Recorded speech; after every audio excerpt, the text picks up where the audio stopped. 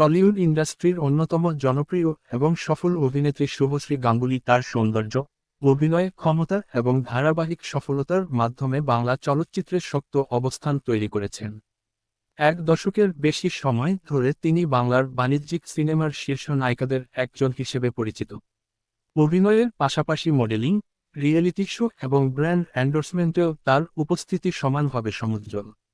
জন্ম ও শৈশব: শুভশ্রী গাঙ্গুলীর জন্ম ৩রা নভেম্বর ১৯৮৯, ভারতের পশ্চিমবঙ্গের নৈহাটিতে। পরবর্তীতে পরিবারসহ দক্ষিণবঙ্গের বিভিন্ন জায়গায় বসবাস করেন। ছোটবেলা থেকেই নাচ ও অভিনয়ের প্রতি তার ঝোঁক ছিল। স্কুল জীবনে মঞ্চে অভিনয় ও নাচের প্রতিযোগিতায় অংশ নেওয়া ছিল তার আনন্দের জায়গা। শিক্ষা জীবন: তিনি নৈহাটি ও বর্ধমানের বিভিন্ন স্কুলে পড়াশোনা করেন। উচ্চ মাধ্যমিকের পর তিনি কলকাতার IISWBM-এ ভর্তি হলেও পরবর্তীতে অভিনয়ের ব্যস্ততার কারণে পড়াশোনায় পুরোপুরি মন দিতে পারেননি।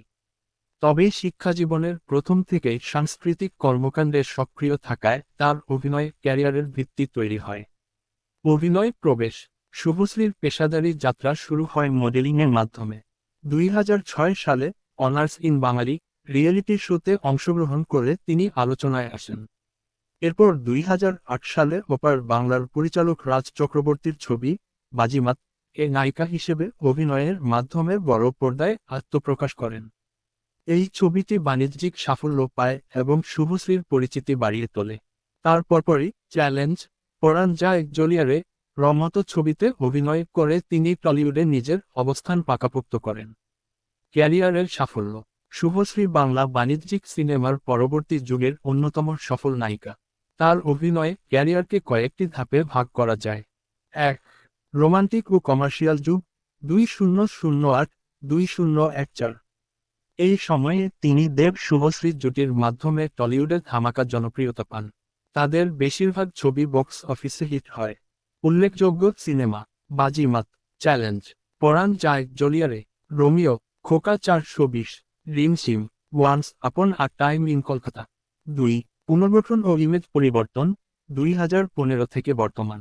২০১৫ এর পর তিনি নিজের ইমেজ বদলানোর চেষ্টা করেন এবং চরিত্রনির্ভর ছবিতে অভিনয় শুরু করেন। তার মধ্যে পারব না আমি ছাড়তে তোকে, আব্র, পরিণীতা ২০১৯ অভিনয়ের জন্য ব্যাপক প্রশংসিত। ধর্মযুদ্ধ ২০২২, ইন্দুবালা ভাতের হোটেল OTT সিরিজ অভিনয়ের নতুন দিগন্ত। পরিণীতা এও তার অভিনয় ক্যারিয়ারের অন্যতম সেরা কাজ হিসেবে বিবেচিত হয়। অর্জন ও সম্মাননা: ফিল্মফেয়ার অ্যাওয়ার্ড ইস্ট সেরা অভিনেত্রী, টেলি সিনে অ্যাওয়ার্ড একাধিকবার, কালাকার অ্যাওয়ার্ড, দীর্ঘ সময় টলিউডে বাণিজ্যিকভাবে শীর্ষস্থান ধরে রাখা, OTT-তে শক্তিশালী পারফরম্যান্সের মাধ্যমে অভিনয়ে ব্যক্তিগত জীবন। ২০১৮ সালে পরিচালক রাজ চক্রবর্তীকে বিয়ে করেন শুভশ্রী। তাদের ছেলে ইভান জন্ম নেয় ২০২০ সালে। পরিবার, ক্যারিয়ার এবং মাতৃত্ব সব মিলিয়ে তিনি বর্তমান সময়ে টলিউডের সবচেয়ে প্রভাবশালী নারী শিল্পীদের একজন। বিতর্ক ও আলোচনা, কন্ট্রোভার্সি। ১.